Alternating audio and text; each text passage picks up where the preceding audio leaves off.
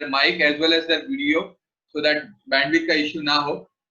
Thank you once again everyone who has joined in. I welcome you all on behalf of iHub Manpower Solutions to this wonderful webinar of challenges and solutions of HR across multi-industries. So before we go ahead and share the other things, I always love to start with the positive news. And the positive news is we have started the unlocking, which is the government has just announced that from June 1st, unlock 1 will start. So in phases, unlock 1, unlock 2, unlock 3 will start and will soon be getting to normal is what I believe, although they have also extended the lockdown till 30th of June, but I believe unlock will have more positive impact on our businesses. So people who are not aware what we are, iHub Manpower Solutions, my firm, I'll just like to take 2 minutes to introduce my services to all of them. iHub is one-stop solution for all your HR needs. What iHub Manpower Solution is all about, we are so iHub Manpower Solutions was a mastermind enterprise and now onto its independent entrepreneurial journey. We provide HRM solutions to SME industry, which consists of manpower recruitment, staff training for various verticals, and HR consultancy projects also, which help our clients to make them achieve their HR objectives. We are committed to help our clients addressing the complex HRM needs of their businesses, and we help them to get prepared for real world HR challenges for longer run. So exactly what services we offer? We provide staff training modules for your skilled employees. We provide recruitment solutions across multi-industries, which includes engineering, construction, chemical, IT, non-IT, in mid-level and senior level positions. We do offer single session 3-hour workshops, 6, 9, and 12 sessions also on various topics based on your needs of an organization, which include sales, increasing efficiency, lead management, team building, leadership, etc. etc. We are also into technical training courses for engineers on PMP and EPC, HR consultancy projects to outsource your HR functions, building and formation of various HR policies, SOPs, payroll management, etc. So that's about iHub Manpower Solutions. I'm mentioning my details over here, contact details. If anyone wants to connect with me later on, I'll be happy to connect. Okay, so moving ahead, the most interesting part, introduction to my eminent speakers. First of all, I'd like to start with Dr. Rajiv Shah, who is also Senior Manager at Reliance Industries Limited. Just to speak few words about him, he is an HR professional with Master in Philosophy, which is MPhil, and PhD in HR, and having 14 plus years of experience into HR. He has experience which ranges in diverse sectors from gems and jewelry to academics, education to manufacturing.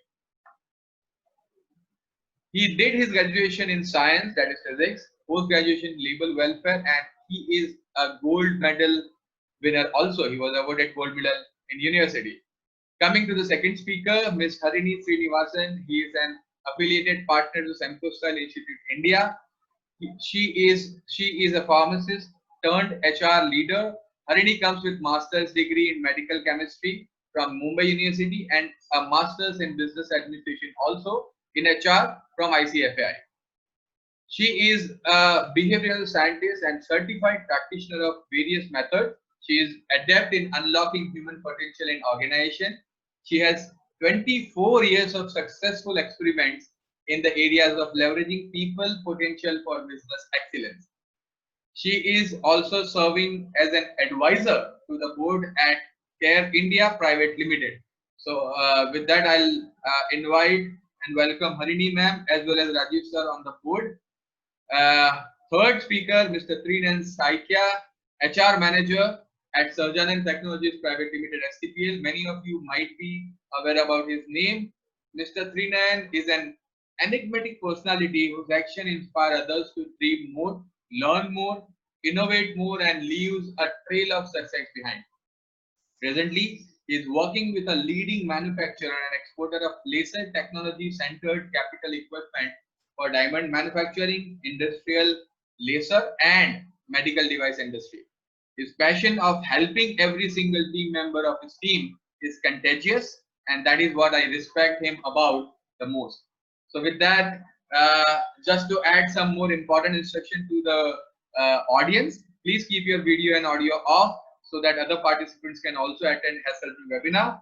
Put up your questions and queries in chat box so that we can cover as many of the questions at the end. Do not put any marketing or promotional messages about your company and yourself. So with that, let's get on with the amazing webinar of challenges and solutions of HR across multi-industries. So welcome you all the eminent speaker. With that, I'd like to go ahead. So first thing, the question which comes into my mind, and I want everyone, Harini ma'am, Rajiv sir, and Trinan sir to answer, is that if I ask you in one word, how do you analyze the post-pandemic stage for HR people or people managers in terms of challenges and solutions? What will be the first word which comes into your mind? You want me to go first? Absolutely. Please go ahead. Yeah. Because you said, you should start at the positive note. For me, the one word that describes this current situation is possibilities. Wonderful. Trinanji?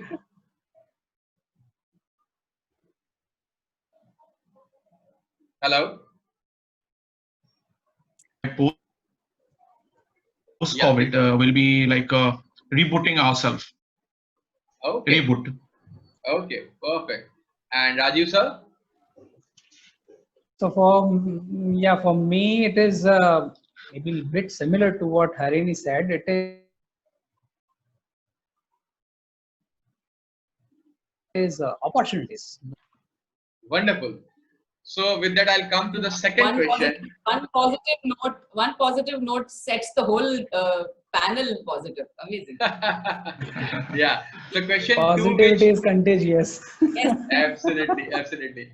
So in this next question, I would like to start with Rajiv sir first, and then Trinan sir, and then Harini ma'am. The question to you all is Sanjay Mehta, who is the founder of 100x VC, is a venture capitalist. Sasha Mirchandani, KE Capital, Anjali Bansal from Avana Capital, all three amazing people who are associated with startups and the mid-level companies for investments and all. They have clearly mentioned one line that this is the best time for organization to recruit new talent.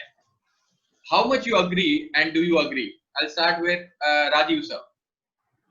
Okay, so before we move on, one common request to Mihir as well as entire participant team.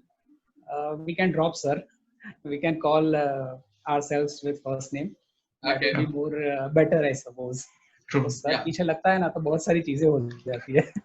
Fair enough, Rajiv ji. So Yeah. moving on with the question, see, recruitment as far as a process is concerned, it will be dependent on the organization. For a startup, yes, because they are into growth phase, and this particular scenario will give them a bargaining power, and that's why they may go for a recruitment kind of thing. It may not be necessary for all the organizations to go for recruitment in post-COVID kind of scenario. So it is very dependent, but yes, it is very much possible because the person who will be recruiting will be at a higher bargaining stage than a person who will be getting the job. Okay. Trinanji, is it right time or best time for recruitment? I think this is one of the best time to recruit because in this scenario, what is happening for across many industries, right? Who are there's a we also when doing your while availing your precious services of recruitment, we also face that there are sometimes crisis of quality of manpower. We had discussed earlier, but as on date, there are there are people who are available in the job market, potential people available in the job market. As Rajiv ji already shared, it is not necessary to recruit, do the recruitment for every industry need to recruit, but especially for the companies who are mainly startup looking for new competences, or MSMEs who are especially into innovation kind of thing, right? So if they want to look into the market, or they want to check the competences which are available in the market, or which can calibrate their overall capability or competences which they have, they can go for the recruitment. And at the same point of time, while recruiting in this point of time also, give a brand image to some companies, maybe in this particular time of COVID-19, these are the companies are going for the recruitment. So it may attract the eyeballs of people, or as the people who are especially who are especially looking for a to establish an employer brand kind of thing. It will definitely give a competitive advantage to those companies. Thank you, Harini ma'am. Yeah, so my take on this is I don't know whether organizations will be hiring or not, but definitely one thing is going to change, and the way jobs are going to look like, the way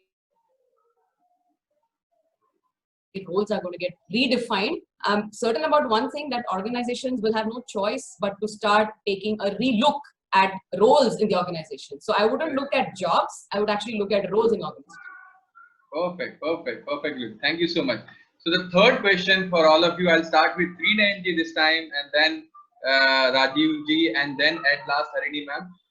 Question 3 is, I read one wonderful article which says that HR or people manager will have to play a role of Krishna, the Sarthi, in coming time post-pandemic for organizations, so that they can guide how to manage talent and human assets and the way forward. How much you agree with that? I'll start with Trinayanji. Yeah, the role of HR is very important, and but I will be I'm very much afraid to position ourselves or myself in position of Krishna, because he is one of the idol God. I don't know to call or recognize ourselves as a God, but yes, we should play a role of Sarthi for all the people, whether it is and people who are looking at us for the as a people who are actually developing different kind of policies and change affect their life directly or indirectly.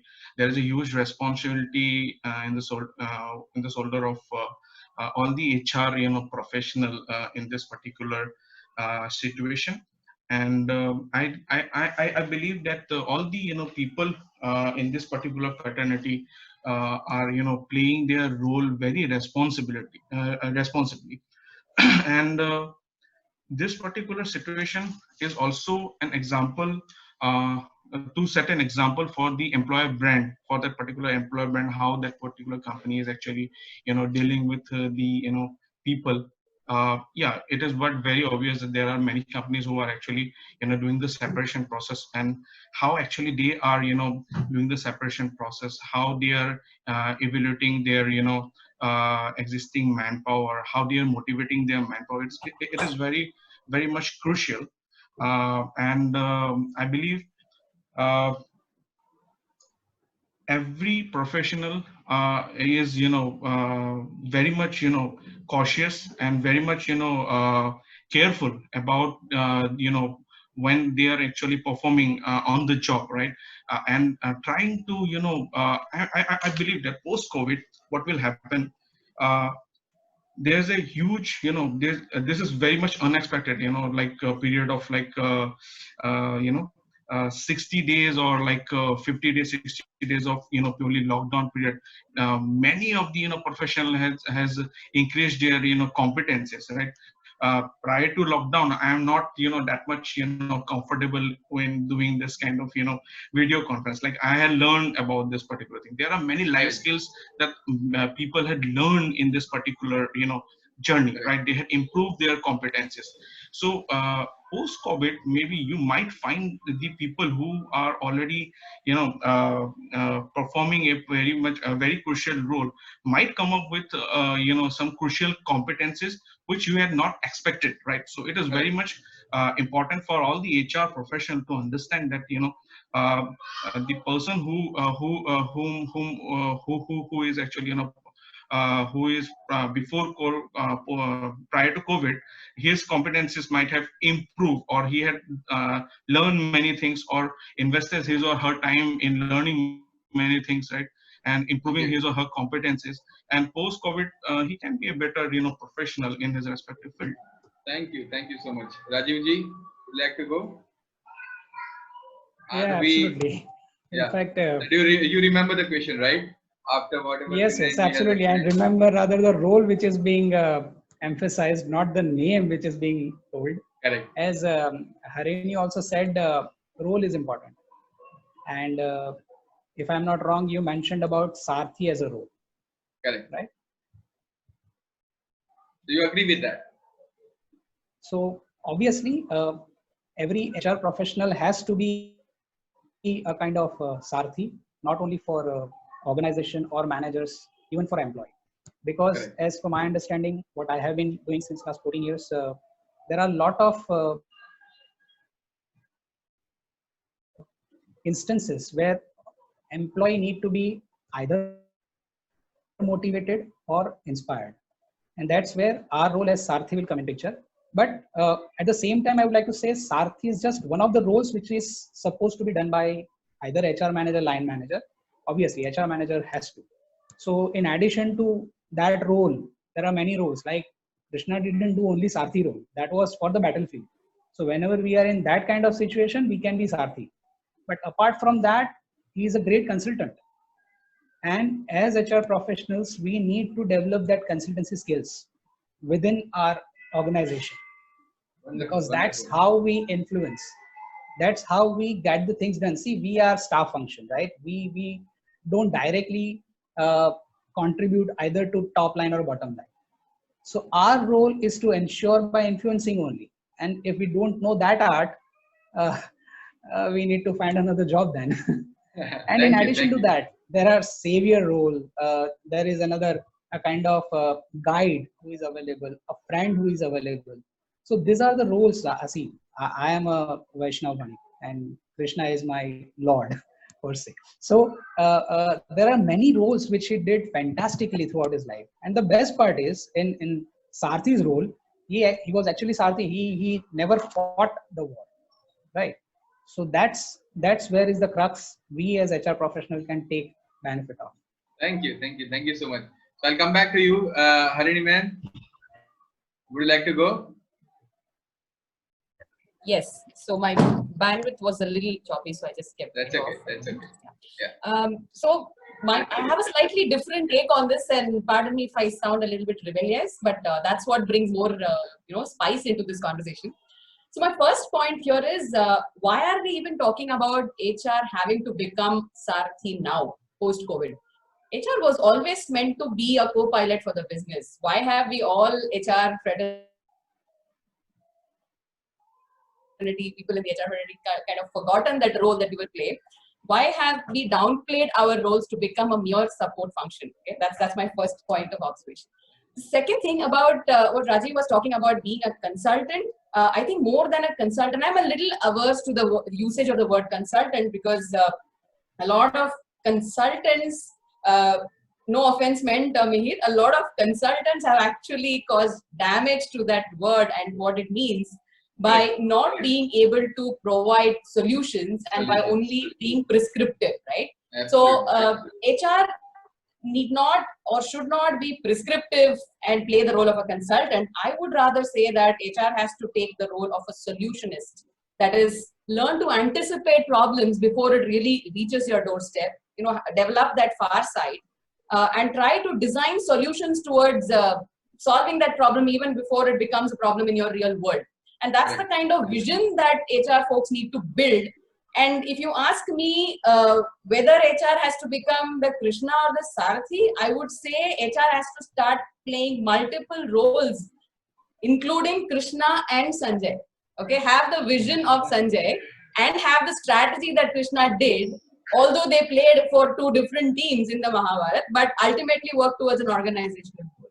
Absolutely, bang on. Thank you so much. Sorry Thank you for for taking a slightly different turn, but that's my take on this. no, absolutely, absolutely good. You always bring up the third dimension into the whole decision. Thank you for that. So now comes the second phase of this whole webinar, which is I'll give 5 minutes to be precise. We are 7:50 right now, so 5 minutes to be precise to each and every speaker to start and share their own learning about HR challenges and probable solutions to their specific industry. As Harini ma'am is into consulting or is into L&D more or less, 39G is into diamond industry, and Rajiv ji is into petrochemicals, Reliance. So I would like to start with again 39G, very precise in crisp manner, 4 minutes, 5 minutes, and then I'll stop you because we have very limited time, and then Rajiv sir, and then at last Harini ma'am. Please continue. Okay. What are your challenges and solutions, probable solutions for your own industry as of now? Okay. See, in this particular diamond industry, it is our company basically, providing solutions for this particular, technology in this particular diamond, quite particularly in this diamond industry is more than 25 years plus journey, right? So, and we are very much a responsible company, and innovating new technologies for this particular industry. Prior to COVID, last 2 or 3 years back, we had started, started with a mission of Industry 4.0, right? And I believe that the role of Industry 4.0 will definitely will be, grabbed by the, the people who can, foresee or see or see the future of this particular industry. And because competency is very much important, but as I told you in the starting that we need to reinvent or like reboot ourselves or our competencies in this particular journey, and contribute in that way, right?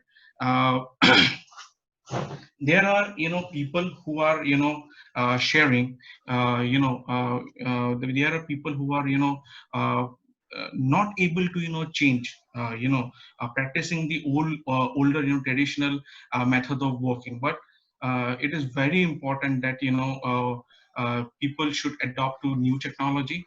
At the same point of time, they need to grab those particular technologies which are coming into the market, and which is a purely a part of like Industry 4.0 kind of thing. You are aware that we are the one of the company in the world who are actually manufacturing robots for the diamond industry, right? So we want the more and more people to adopt to this particular technology, not only in the customer front but also in the employment market. The people should also or students should also, or professionals should also adopt to this particular technology, so that there can be sustainability in this particular market or industry in the longer term. And I believe that the future of this particular diamond industry is huge, huge, huge. And we can definitely see India or STPL's flag in globally, right? We are already a global company. We are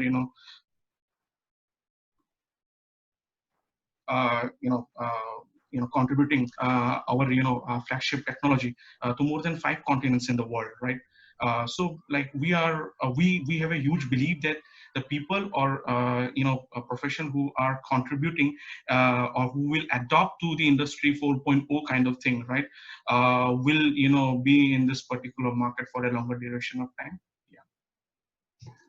Thank you, sir. So how do you see this whole diamond industry taking the challenge of post-COVID? Because in terms of government regulations, that there will be only one person available for the whole machine, and then again, health and safety measures. How do you see those challenges coming up, and how HR should take up those kind of solutions to it? As far as my company is concerned, or the companies whom I know, they are taking, they had very quickly adopters which are very much important in terms of like employees' health and safety. Doing the thermal scanning or using of sanitizers or maintaining social distancing from from transportation, from the employee transport to their workplace, and maintaining a high level of hygiene in the company. Many people are many employers, including our company, are adopting to this particular tradition, or you can say new normal kind of thing.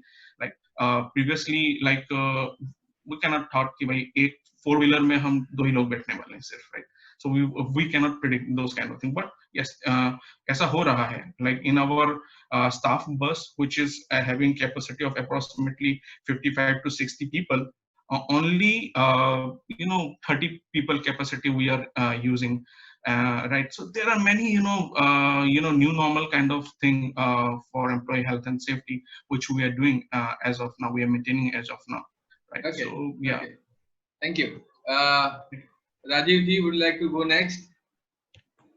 Yeah, absolutely.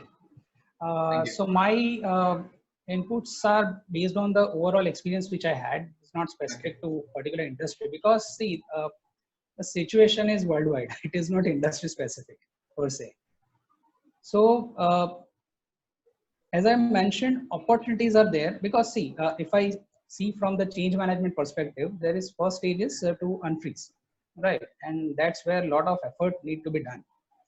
Fortunately, or even unfortunately, COVID gave rather make that particular step redundant.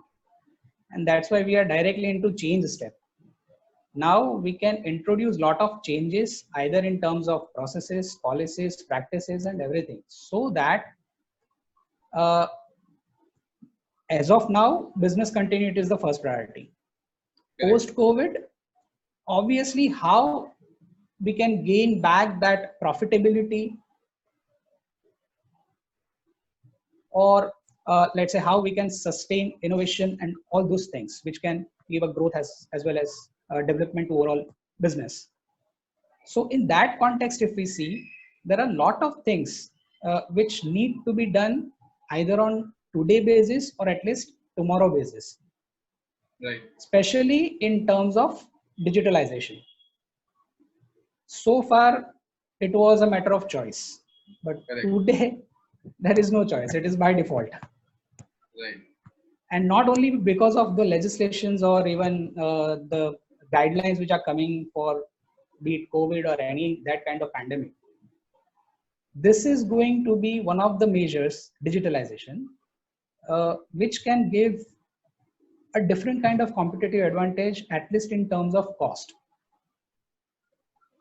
And that's where all the industry, all the companies need to look at their entire business from the opportunities which are available, or which they can at least grab all those low-hanging fruits to start with.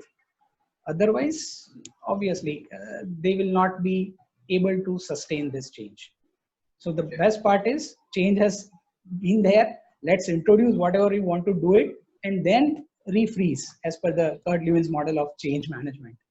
Okay. So that's what my take is. Thank you. So, in specific with your industry, Rajiv, I would like to take one question from audience. In fact, that because of this whole labor migration, lot of blue collar employees has moved to their respective areas, and the migrants has made this whole problem much bigger than it actually looks like. How to manage? So all the low level who are not there, labor is not available easily, migrant workers are not there. So how you guys are coping up with this challenge as HR? Yeah, so that's where actually the earlier things which are being done pre-COVID are helping industries. So those industries who have not introduced or rather maintain their core processes with regular employment, they are not having any problem. Right. When you compromise on the employment model or your core businesses in the name of, let's say, contract labor or cost optimization and all those things, that's where you are compromising on your business continuity. So many of the industries which are having their contract labor mainly in those activities which are not directly their core activities or which are a kind of support activities. They are, yes, they are facing issues with reference to headcounts. Right. And that will be managed very soon because already lot of, let's say, remigration is happening. People are now going to come back. There are certain relaxations given by the government also. And there are certain liaising need to be done with different states. But yes, now it is improving. Okay. So how much time you see this whole migration or remigration getting happen and things getting to normal in terms of petrochemical industry? It will be difficult for me per se because I am not a subject matter expert for this kind of, because this is a macroeconomic kind of subject. There are a lot of, let's say, there are states who have already announced or planning to do many things to retain those migrant laborers. Correct. So that this kind of, see, this is the first time in an independent India that this amount of migration happened. Correct. And as I understand through obviously my network, even government didn't had that kind of data that, okay, how many migrant workers are working in respective location. And that's why the entire episode which we saw either on TV or on social media or whatever we saw, that happened. So it is that kind of problem for which we can, at least I cannot estimate, because it may take from 1 month to 3 months. And again, it depends. There are many factors which will impact their coming back to the any state, be it Maharashtra, be it Gujarat, or be it any other state. Okay, thank you. So thank you so much for your input, Rajiv ji. I'll come back. I'll again come back to Srinayan ji and ask the same question. How are your industry or your companies, managing this whole labor migration issue? Okay. First of all, as far as like we are manufacturing machines, which is basically laser machine or planer machine, and mostly our machines are our technology used by the people who are from the western Gujarat region, or you can say North Gujarat region, right? So we believe that when this particular lockdown will or when this unlock will happen, we believe that quickly the labor will resume their resume immediately. There will be no problem. But there are few of the skills or few of the section of labor who are from outer Gujarat region, right? Maybe from Odisha or maybe from UP. There might be a challenge for those job work or those activities, right? And at the same point of time, because this particular industry had adopted technology very quickly, but not at the pace of industry 4.0 level, or not at the pace of like there's still this particular industry, out of like 100 diamonds in the world, more than 96 diamonds are cut and polished in Surat, right? So you can imagine the level of the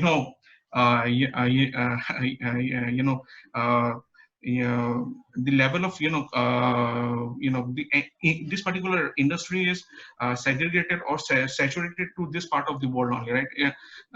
You will not find the new machines or new technology in other states or other regions, but definitely in times to come, when people will understand this, ऐसा भी हो सकता है कि in villages this particular technology will be available and job work will be done, right?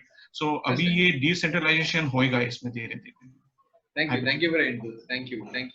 So Harini ma'am, it's up next is you. Would like to share some light on the challenges and solutions in particular with L&D industry? What are your thoughts into it?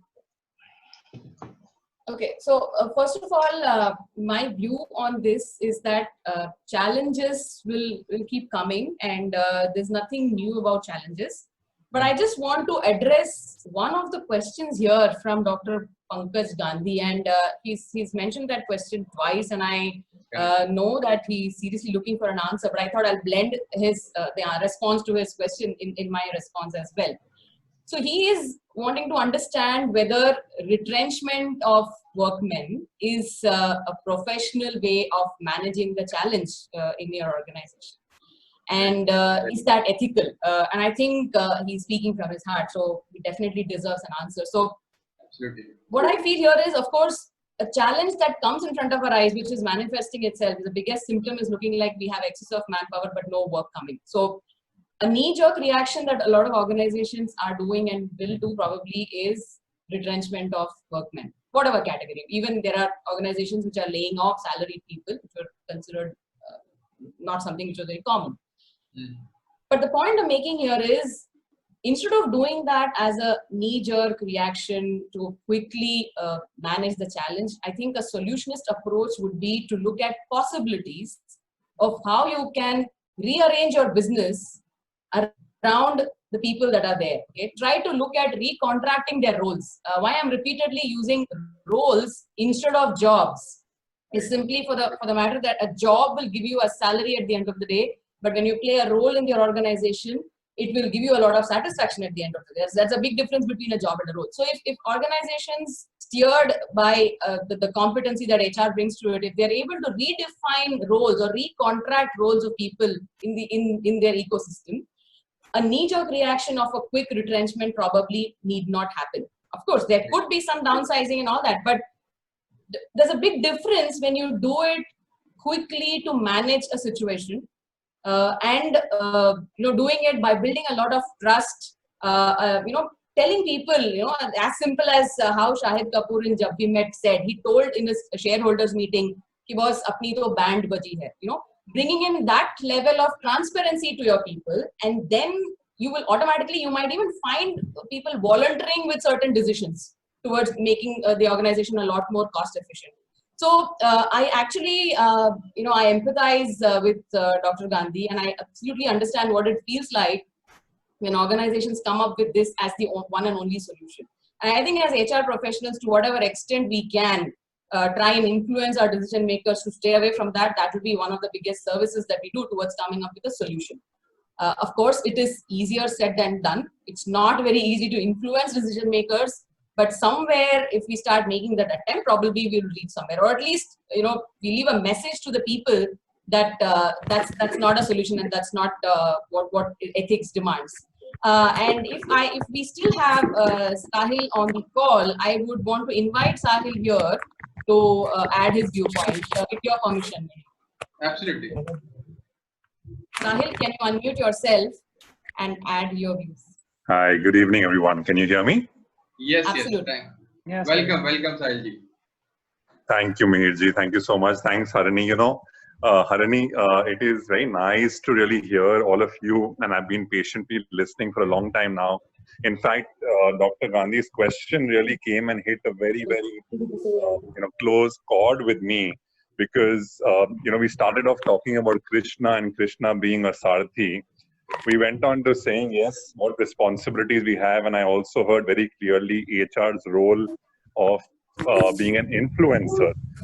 Something that really troubles me right now is to say, we have 65 people on this webinar. How many HR people, when they don't agree with the decision of the management, or they don't agree with retrenchment, or they have a moral obligation, or they are able to identify roles or upskill or rotate people instead of retrenching them, and in spite of all these suggestions, they're not able to influence? And one of the panelists spoke about saying, if we can't influence, we should not play our roles. How many HR people actually stand up and say sorry and put their foot down and say, sorry, this is our role. We understand people, and we will not just be the co-pilot, but we will be air traffic control. And we will tell you when to land the plane on the runway because we have better visibility and this is our domain. And if we are not going to play that role, Mihirji, my question is, in these moments, if we don't really rise to the occasion, when will HR rise? Absolutely. If not now, when? And if not, we, who? This was John F. Kennedy, not my quote, but I'm quoting John F. Kennedy. It's precisely the point. You know, we go through discussions, a situation, and it's a challenge. Aren't we playing victim there? And that's precisely the point where you know, it strikes a very wrong chord in people's minds on their perception about HR. And if we as HR professionals can't defend it, then I think you know, we are not buried in shame. Yeah. So that's exactly why I wanted Sahil here on this point, because I know very well that we resonate on this. Yeah. Thanks, Sahil. Thank you, Sahil. Thank you so much. So, ma'am, would you like to continue with your viewpoints about L&D, or should we start the next phase now? Viewpoints about L&D. What are the challenges and solutions? Learning and development. Yes, your industry. Learning and development. Yeah, of course. Okay, it has been another absolutely abused terminology. I'm sorry about sounding a lot more rebellious, but then I think this is a forum where we should let these things known to people as they are budding HR professionals. Yeah. Learning and development is not just training, and it is not making arrangements, booking training rooms, arranging for refreshments during training sessions. That is not what a learning and development function is supposed to be doing. Learning and development is supposed to be a function which works on understanding aspirations of people within the organization, understanding where they want to be, and facilitate in helping them to get there, right? So if organizations start looking at people who are with me to take me to that big picture, then what is learning and development is what that really surfaces out.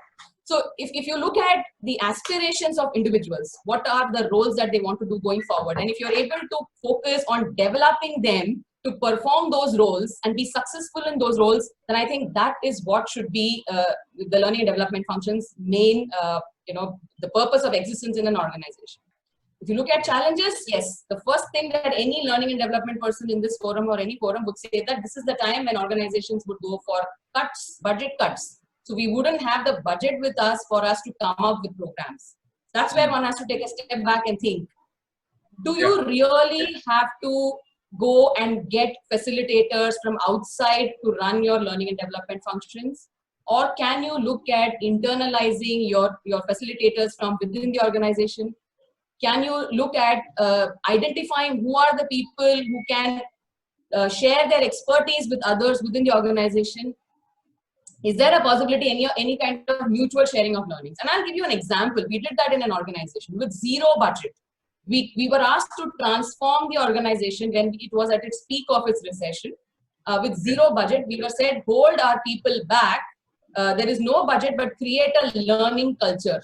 And believe me, how we did that, we created a library with 600 plus books in less than a week, okay, with zero budget.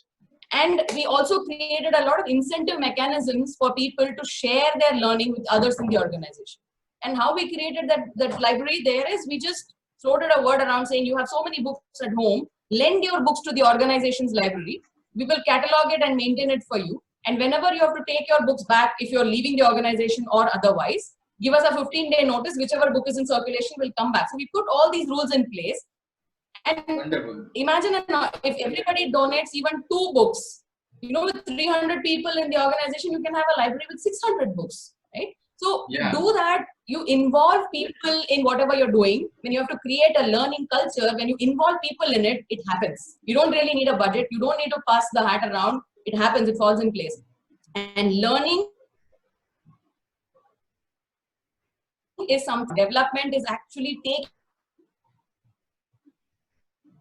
individuals towards the dream or the vision that the organization is to achieve. So it's not a challenge, I would say it is a tremendous amount of opportunity to exercise your creative thinking and put a practice in place which will benefit the organization as well as the individual. Perfect, perfectly put. Thank you so much. Thank you. So should we move with the last section of this webinar, question and answer? It's already 8:15. So what I'll do, I'll take up the questions which have already been there in through the registration process. So I'll take it one by one. The first question which has come up is, how does HR help organization to overcome from this business downturn? What role should HR or a people manager should play in future? Harini ma'am, would you like to take it ahead for this Yeah, answer? sure. Yeah. Sure. So HR's role here is to be absolutely non-judgmental and be very neutral in its approach. Neutral in the sense, balance head and the heart. Okay, which means balance practical thinking as well as emotional thinking.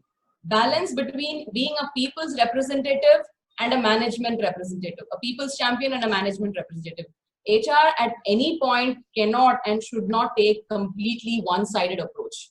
You cannot be completely emotional or you cannot be completely practical. You cannot completely play an employee's champion. You cannot completely play a management representative. The role of HR is to learn to do that tightrope walk and be that perfect balance, right? That's one thing.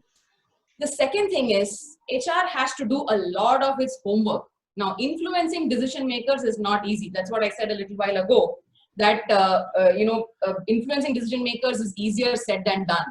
But I'm saying it's not impossible either. Mushkil hai, namumkin nahi. Okay, and HR should play the dawn there by doing, do your homework in such a way. Keep all your backup ready when you make a proposal to management.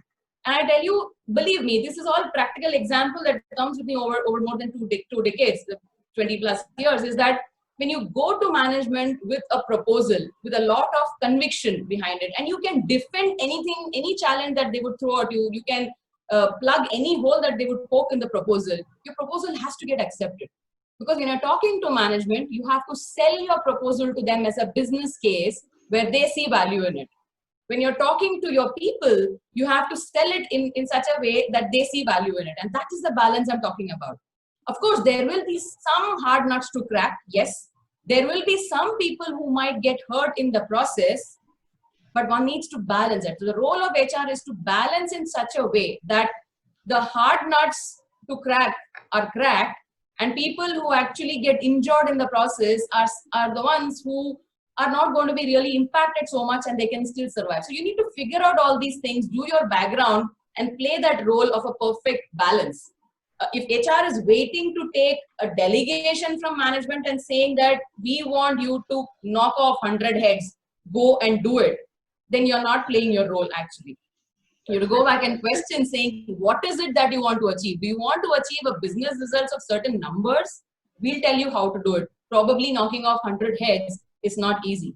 And even if it comes to knocking off heads, which are the heads to knock off, we will tell you. And we'll also give you enough reasons as to why those heads have to be knocked off. So that's the role that HR has to play. Thank you so much. Thank you for the wonderful explanation, ma'am. We'll move to the next question. Next question is for Trinayanji as well as Rajivji, because they are taking care in this whole industry. How to tackle the health and safety issues of workers post COVID-19 in an amicable manner. So once I guess this unlock will happen and people will come down in a normal manner, the life will be little normal. How to take care of this safety and health issues in an amicable manner? I think Rajivji can start. Yeah, actually, health and safety so far is being looked at more or less compliance point of view. Yeah. But overall, as an industry, now we need to add a lot of things into health and safety. Now it is not only health and safety per se. Now it is employee well-being. And that's where we need to focus now, especially even we are currently managing, almost all the organizations are managing with reference to all the health related issues of employees. But post-COVID, it will be essential to come out with a well-being kind of strategy for employees, because see, health and safety are compliance related things. You have to do it anyway. There is no choice. Correct. So as an organization, if you want to move ahead, if you want to create that employee value proposition, then you have to talk about well-being of employee. And according to me, progressive companies are now taking one step ahead. They are not just talking about employee, but they are talking about their family members. Because employee need to be taken care as a whole and not just as a person who is coming to your company or your location to do some job. And that's where we need to take that particular step. And as far as organizations are concerned, there are certain policies which will take care of, let's say, hygiene needs. Okay, let's say medical insurance is there, or term plans are there, or some kind of leaves are there which can cater to special occasions. I'm not talking about maternity leave and all. There are certain leaves like, let's say, child adoption leave is there, or marriage leaves are being given. Those kind of things are there. So Okay. these policies and processes need to be taken care beyond health and safety.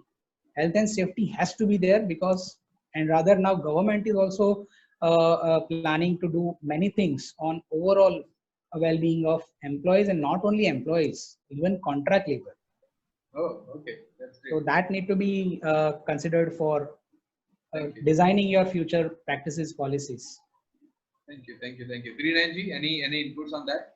Yeah, Rajiv ji had already said that there are companies who are doing beyond compliances and well-being of the employees, and I believe that it's a during this particular COVID season there are lots of brainstorming sessions are going on, and policy makers or the lawmakers are getting many suggestions, and there will be a we will able to see kind of new regulations, new law which will be implemented in this particular junction after when the lockdown will be like, there will be unlock process will be going on. Okay. Yeah. Thank you. Thank you so much. So the next question again. So there are two questions which has come for specifically for Harini ma'am. So Harini ma'am, what kind of change you see in HR field or people management field when there will be AI and other technologies will come in, and how they are already impacting? Okay. Now, this has been working in my mind for quite some time about how HR's role will get impacted when technology creeps in. And there have been several forums where a lot of people have given very drastic and very blunt views saying that HR may not exist and so on and so forth. But my take on that is very simple. Technology is meant to be an enabler. Okay.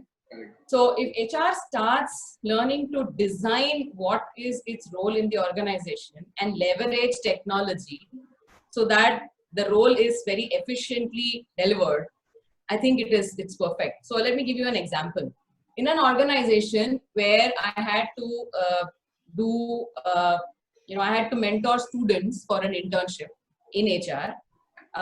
So I was thinking that why don't I utilize students and the fresh ideas that they bring in and the knowledge that they bring in and do something path breaking. So one of the intern project was to design an induction program end to end using virtual reality, because we were in an organization which had a global presence, and everybody who's coming on board had to be shown around the home office in another country to which they are going to be attached for a project. And we got an intern to design a VR solution for it. So if we start looking at using technology for our solutions, as an enabler towards what we deliver, but at the same time putting in all the functional expertise into it, then I think the whole HR is going to look very different. We'll start moving away from doing mundane things like typically your onboarding or an induction program will have somebody giving you a monologue with a PowerPoint presentation and so on. Whereas if you bring something like this, it makes it a lot more engaging with the people, so they feel that it's more fun. So that gets addressed.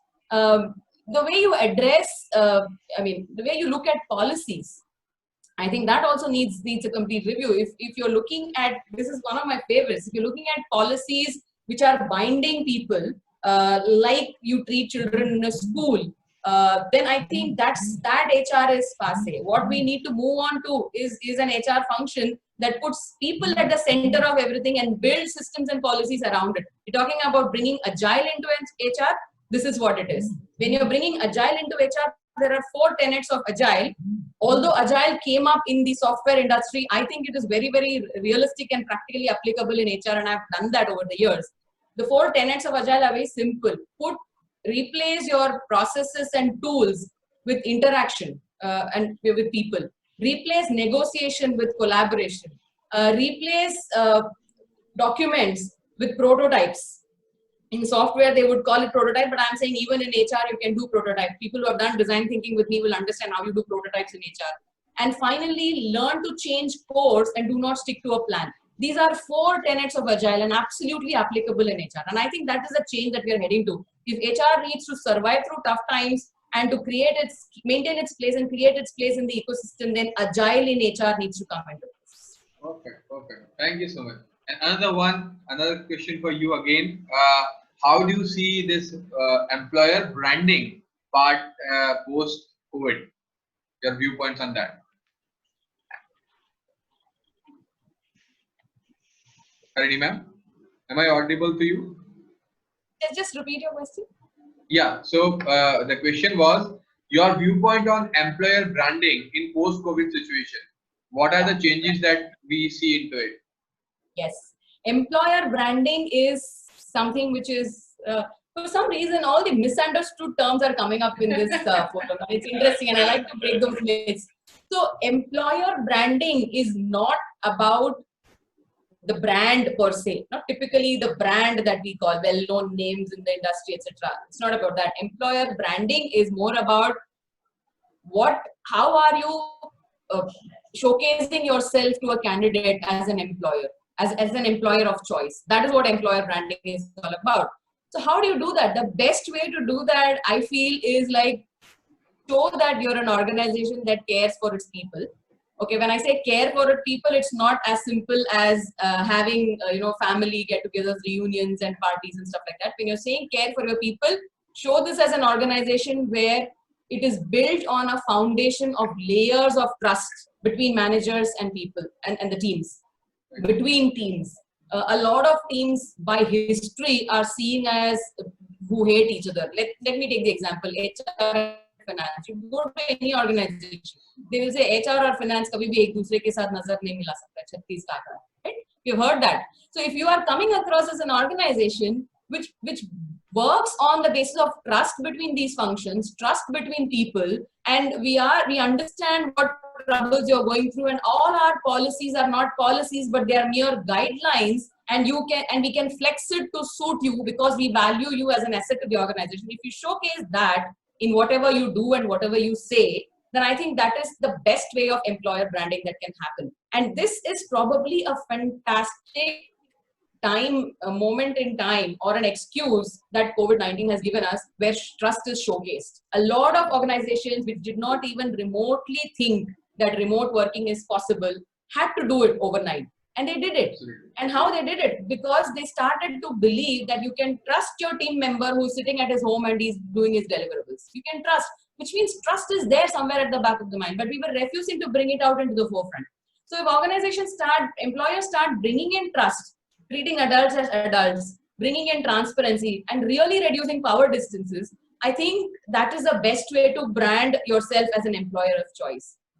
Along with that, like I said, bringing agile practices where everybody becomes, develops the spirit of entrepreneur. Every single individual starts taking, putting his or her stake in what the end client needs to be delivered, not waiting for delegation to happen. If that is the kind of culture that is built and demonstrated right through the journey from an applicant to an employee coming on board, right? If that is demonstrated, then nothing like an employer value as good as that. You really don't necessarily need beanbags and yellow colored walls in your office. That's not employer branding. Say what you do. Trust, people. Yeah, so it's wonderfully put that whatever we have just said on paper, written on paper, this whole COVID thing has made it all transparent. Whatever you have said, if you have done that, that's the employer branding you would always been think about. Okay, so if Sahil ji is still there, he has some question for Trinayan ji. Sahil ji, are you there? Can you just unmute yourself? I am right here. Yes, I'm here. Perfect, perfect. Can you just So I put my ask? question in the chat. That's fine. Yeah. Mihirji, I put my Yeah. question in the chat. So, Trinayanji, I would definitely like to hear your views on this because I really liked the way you gave the introduction and you spoke about it, and then Harini spoke about, the whole objective of someone being, difficult to crack. So, Yeah. what are your thoughts on that? So the question is, Trinayanji, have you read the question or should I repeat? Yeah. Difficult to crack. Can you like explain the actually what you are talking? Difficult So to his crack. question is, how should we handle the hard nuts like Harini ji has mentioned into any organization? Would a nutcracker work well, or we have to whistle blowing is good. We have the whistle blowing is good. Beyond a point, who will listen to the whistle also? That's the See, question that he has put. Like up to some extent, I completely agree with Harini ji that if HR come up with a solution-based approach, or they come up with a plan which is a win-win kind of situation for both the section of the business, employer and employee, right? Definitely management will understand. I believe, right? If it is best interest of the business, because every employer is very much responsible for their what kind of culture they would like to create. And in our company, right, there are people working in our company for more than 20 years. There are people, I believe, like more than 65% of our employees are working in STPL, are working for more than 15 years, right? And there are many people who are already left our company, are having a very good rapport with our company, right? So you can consider our company as a benchmark, as a good employer, and we are providing one-to-one relation. The heart-to-heart relation is very much important, and I believe that laws and this kind of situations are this COVID kind of situation are a best period where we can showcase that how much responsible actually we are towards our employees, right? So Trinayanji, sometimes Trinayanji, very happy to learn about what you are doing and your organization. But I think so it is very important for HR to wear a hat of being the employee's voice and also the management, right? Now, let me give you a classic example. I'm not talking about any organization here, but just generally. If an organization contributes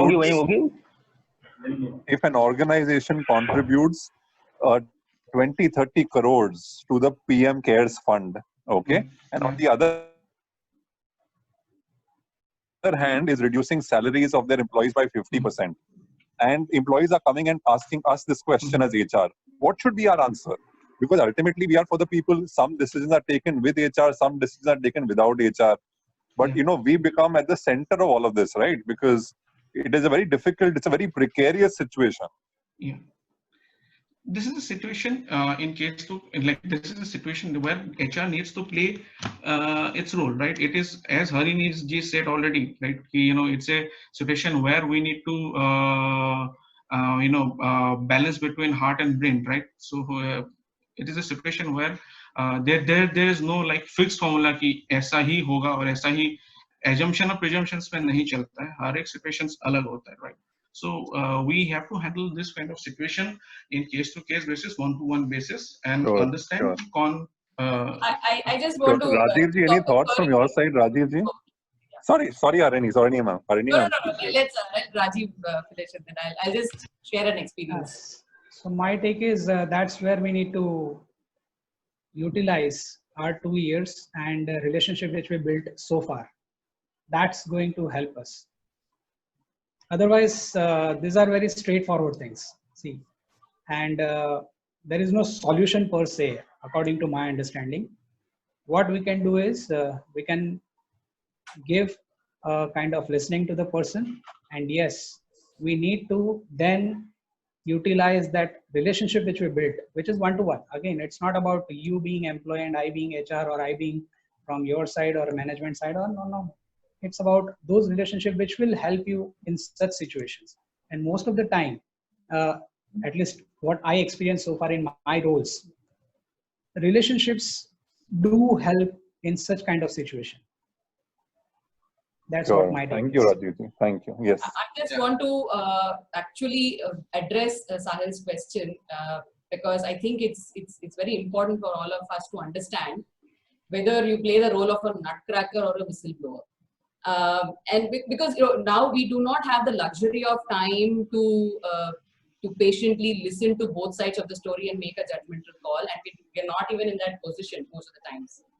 So because what Sahil is referring to is, if you're facing a situation where employees are coming and questioning you about what the management is doing and expecting you to answer, what would you do? Okay, so I would say, let's take the nutcracker approach. I did that in a particular very similar situation, but the magnitude was not as big as this, but the consequence was exactly what you said. There was a huge amount of money that was going towards a fund, and there were salary freezes announced at the same time. Okay, I had to take a risk there, play the role of a nutcracker, and get a town hall in place, plant these questions in some people and get the management to answer those questions. It was a very big risk. I was even told that I am doing something which could work against me,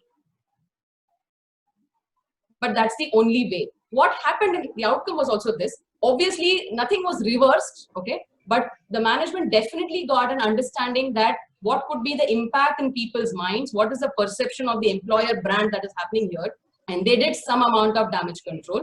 Salary freezes got changed to certain reduced, lower than normal salary increases, with some deferred increases also committed to top talent. To a great extent, HR was responsible to make that mindset change in management. And now I'm not talking about a small organization and a decision. This was for an organization which was 25,000 people strong at that time, spread across the globe. So whistleblowing, would it help, or being a nutcracker? I would say being a nutcracker, because we do not have the luxury of time to see the consequences of whistleblowing here. Either way, there is a risk. Might as well take a bolder risk. Wonderful, wonderful. Thank you so much. Thank you so much, everyone. Thank you. Thank you for sharing your views. Thank you, Sahilji, for putting up the question. Thank you so much. So I think we are already over time. We are reaching to 8:37 right now.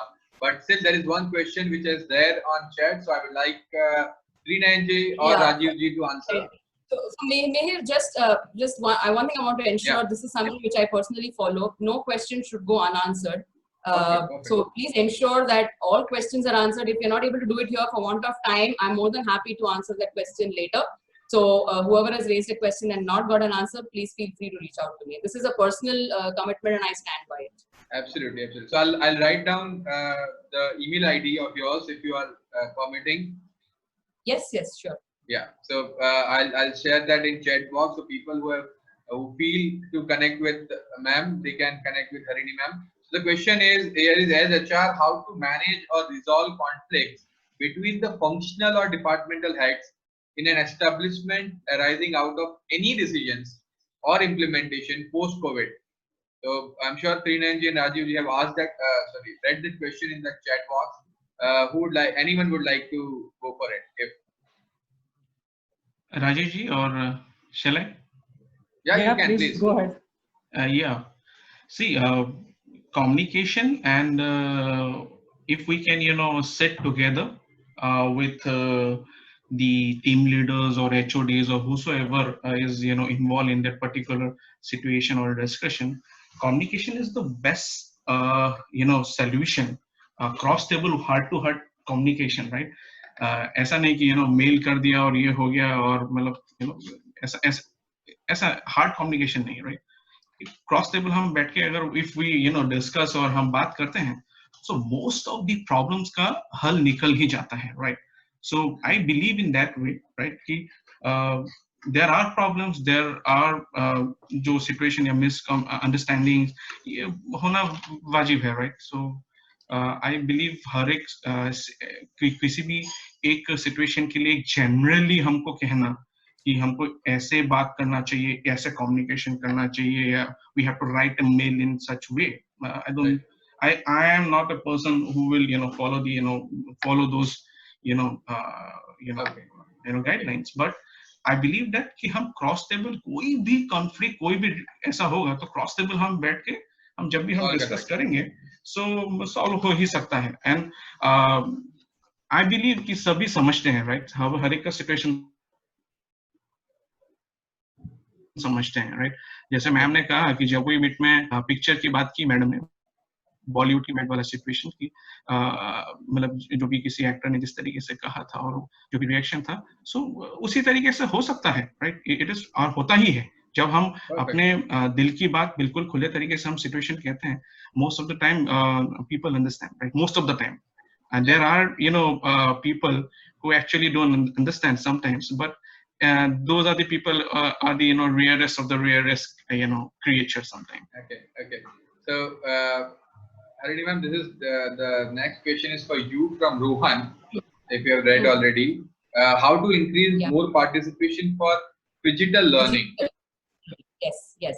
So whether it is digital learning or your traditional learning method, so whatever it may be, the only way to increase participation is by designing it to what people ultimately want. Okay, so your learning has to be synchronized with the aspirations of individuals, right? So your education should not be one-sided as to what is the kind of need that the organization has. It should be a blend of what the aspirations of individuals are and how does the aspirations align with the organizational goals, and then design your training program accordingly. So it requires the application of design thinking there. Okay, so again, if you want to understand in detail how to do it, you can always block time with me and I can take you through it. I can even, if your senior management wants to understand this methodology, I'm more than happy to talk to them as well. There are ways in which you design things. If you just go with what the organization needs, then obviously your people are not going to come to those programs. They're not going to take those courses. But you'll have to design it by blending both. It has to be that balance once again. So Rohan, if you still want to talk to me, free to reach out. Yeah, I've already mentioned your email ID. I'm sure people will reach out to you. Another question from Kiran. I want you only to take it ahead. What kind of problems will be faced by freshers in this pandemic situation for getting a job?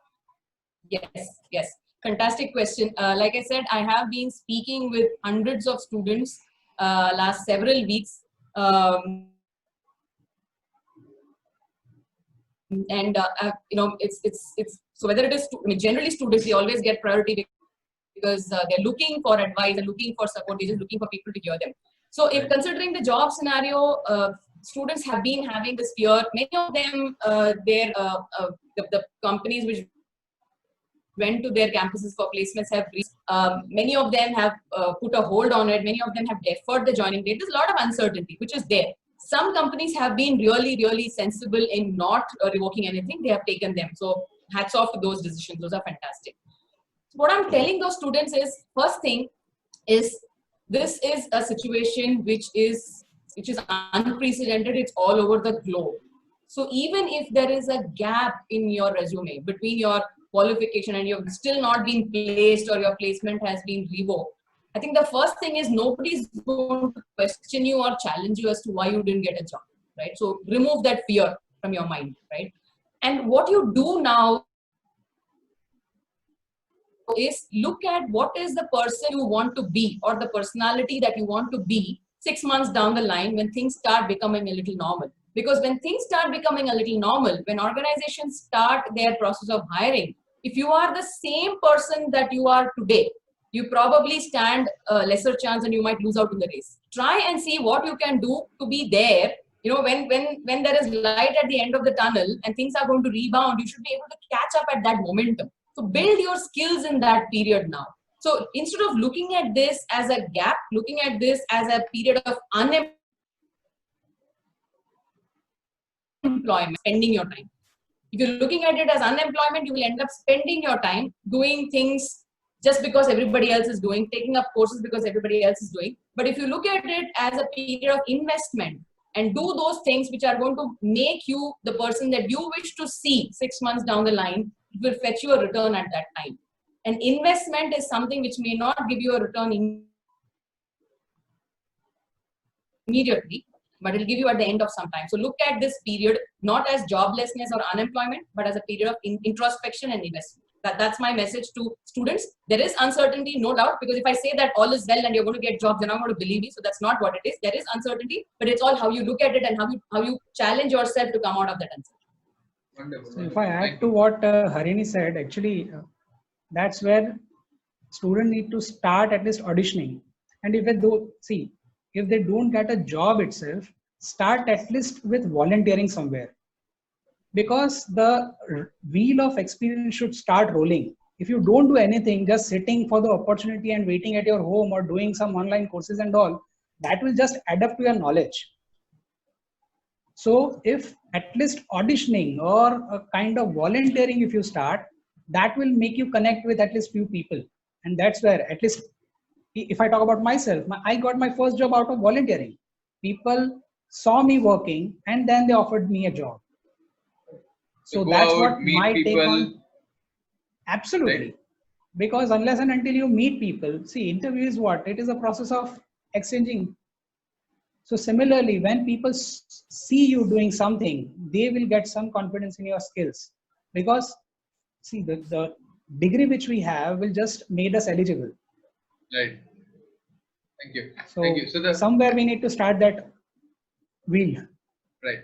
So I was just revisiting all the questions that have been asked through registration process. I think majority of them have already been answered by any of the speaker and during the conversation. There is one question which is an interesting one, and I'd like to ask Harini ma'am to go for it.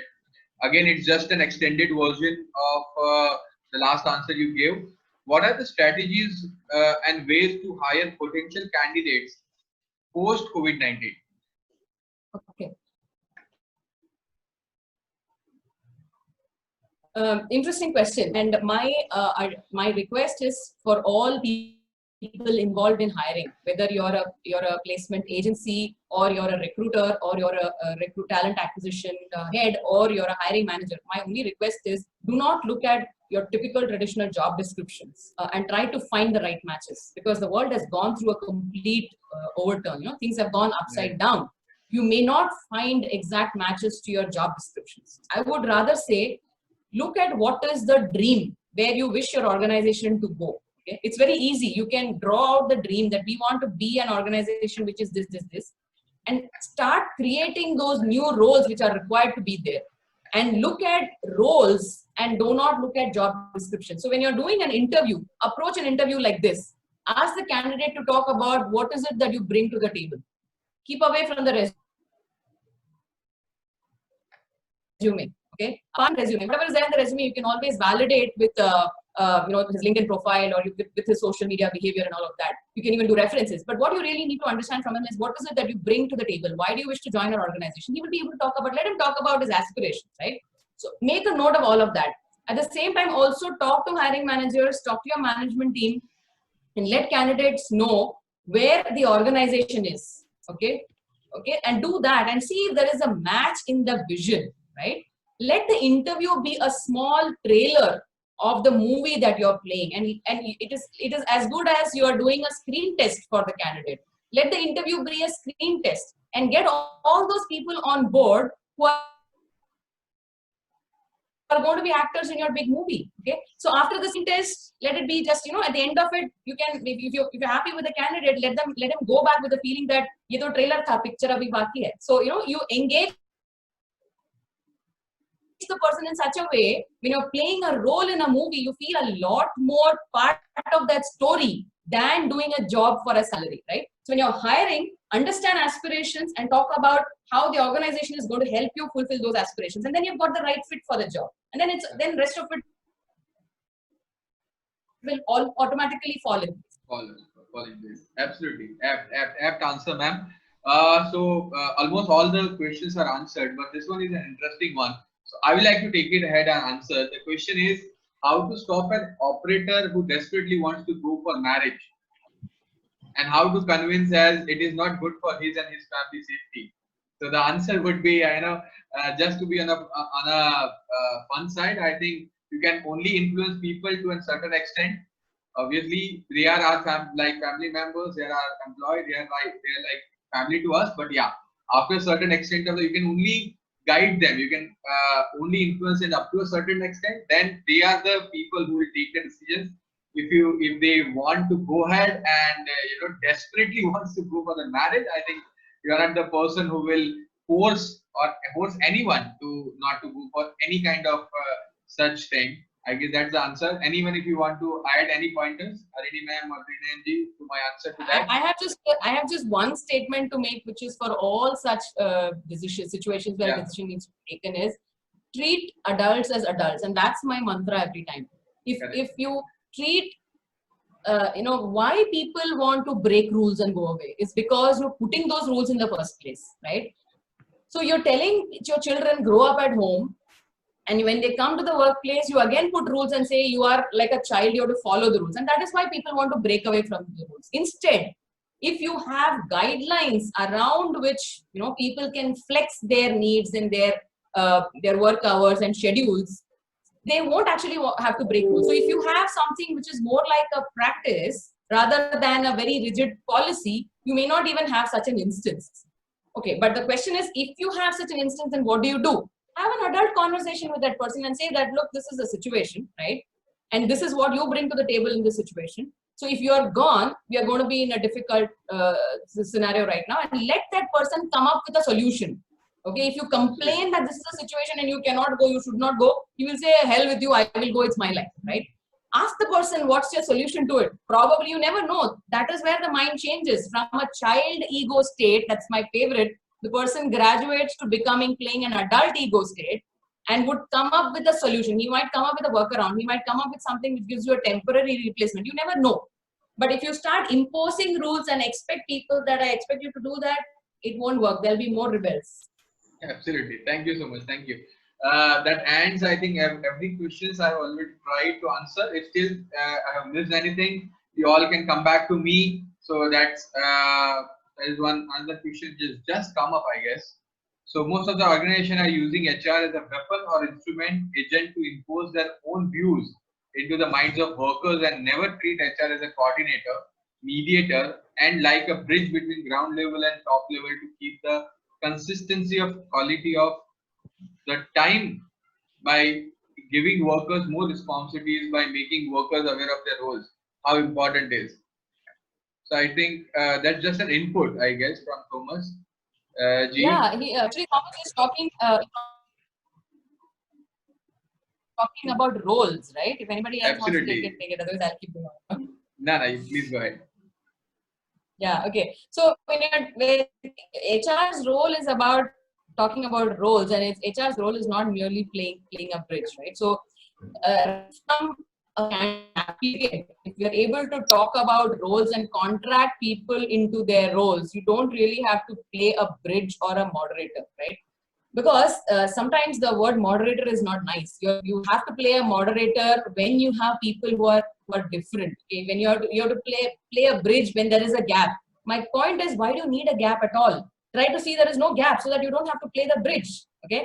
So if for reducing the gap, what you have to do is completely align what the person brings to the table to what is the organization's vision, like I said in the previous question. If you're able to align that, you don't even need to play the role of a bridge. Then all that you need to do is to keep strengthening that so that those two continents don't drift away. Management and people are like two faraway continents. There has to be a continental drift to get them together and ensure that they don't drift away again. That is the role that you have to play, and not really a bridge.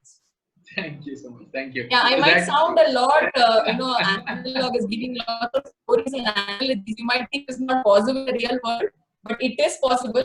So I'm happy to help anybody who wants to translate this into real life solutions anytime. Thank you. I know. I like to add, Meerbhai, I like to add something to this, right? Please. It's depend upon the what kind of people whom we what kind of management we are working with, right? It's obviously depend upon there. I have seen, right? I'm not. I can't say that Miss Madam is actually totally wrong into this, but there are people at the helm, not in my industry, but there are people in other industries also actually and they live in another world. The continents are look like they are drifting, like. But it's depend upon the quality of the management who are whom we are working, or whom the HR is dealing with. So maturity of the management is very important, and it's always depend. This kind of situation actually arises when they are not clear about what is the what is HR is actually doing. There's sometimes people are not clear because they are not able to see the sometimes there is a huge gap with employer and employee, right?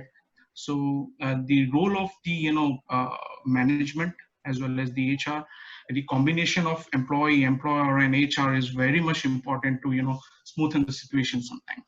Right? Thank you. Thank you, Trinji. So I'd like to go for the closing remarks. Any closing remarks from any speaker? Rajiv ji, Harini ji, Trinji ji, any closing remarks you want to go ahead with? Let me go first.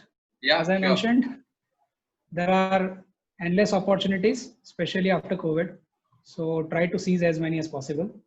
And Harini will be one of the people who can definitely help us to translate such opportunities into reality whenever required. Right, Harini? Yes, absolutely. Any time for HR fraternity.